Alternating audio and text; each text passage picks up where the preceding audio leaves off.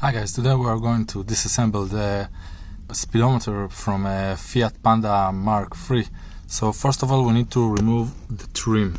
So we have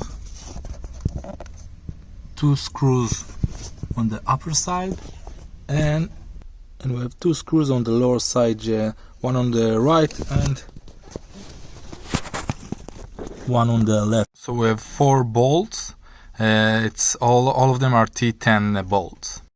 Now after we remove the trim, we have 3 T20 bolts, one on the upper side and 2 on the lower side, one on the left, one on the right.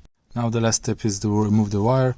You see we have a pin here, so you need to push it down and then take this red button and push it like this and pull it, and that's it. We removed the speedometer from a Fiat Panda. If you need more parts for a Fiat Panda MK3, please contact us with the email below. If the video was helpful, please give it a thumbs up.